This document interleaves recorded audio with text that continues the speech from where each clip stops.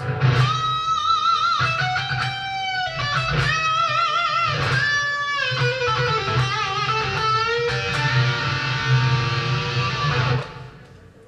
how you doing? I'm Darren, and just through posting these last couple of videos up on both my MySpace page and YouTube, I've had a whole bunch of questions about how to do certain things on the guitar.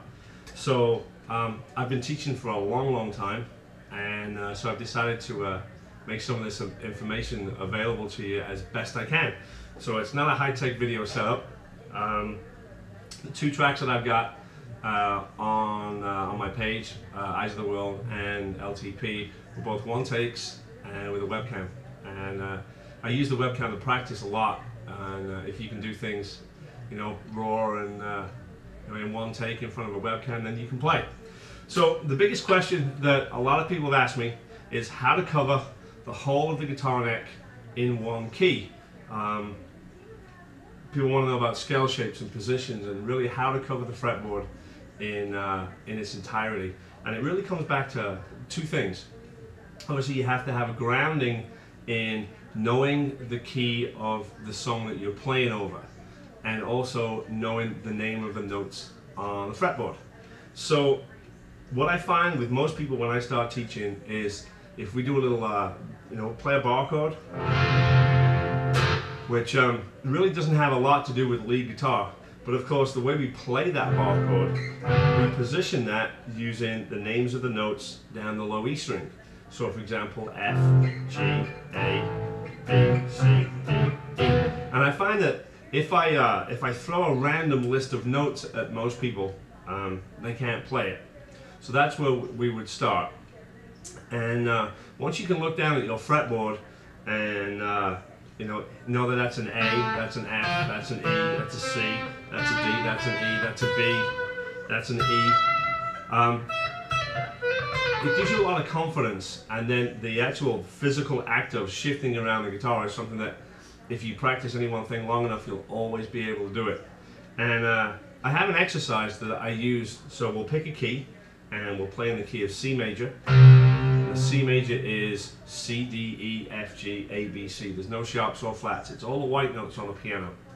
And the formula for a major scale is C, upper tone, to D, upper tone, upper semitone, upper tone, upper tone, upper tone, semitone. So the formula for a major scale can be expressed as tone, tone, semitone, tone, tone, tone, semitone. Or in a numerical way, 2-2-1, 2-2-2-1. So from any note, you can always play 2-2-1, 2-2-2-1. You'll always have a major scale. That will work for any key in any position. So if we know that this note is C, walking up and down the string we'll go C, D, E, F, G, A, B, C. If we know that this note is A, we'll go A, B, C, D, E, F, G, A. Let's do another one. Let's start on E. E, F, G, A, B, C, D, E, F, G, A. And then I have this little exercise that is quite tough to do, but it teaches you to be very comfortable with the feel of the guitar neck in certain places. I can pretty much put my hand down and know that that's the 5th fret, know that that's the 7th, know that that's the 3rd fret, just from the feel of the wood. So here's what I'm going to do. I'm going to put my first finger on E, and I'm going to close my eyes. And I'm going to see if I can walk around the fretboard and in my mind's eye, just be aware of where I am. So I'm going to slide down to D, which is the 10th fret. I'm going to use my little finger on C. That's a B, that's an A, that's a G, that's an F, that's an E. If that's an E, that has to be a C. That's B, that's G, A. Slide down to G, slide down to F, slide down to E, puts a C on top of it.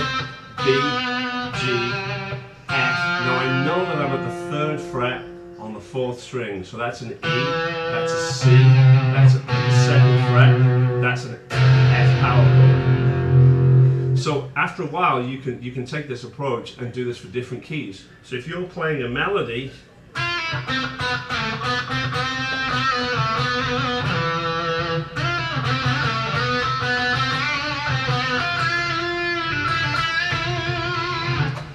it's not something that you have to, to look at or to watch. And then when we start to add in some scale shapes,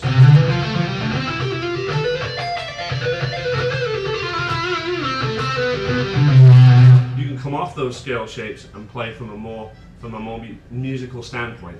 So I'm going to explore this idea in later lessons, and I hope that helps you out.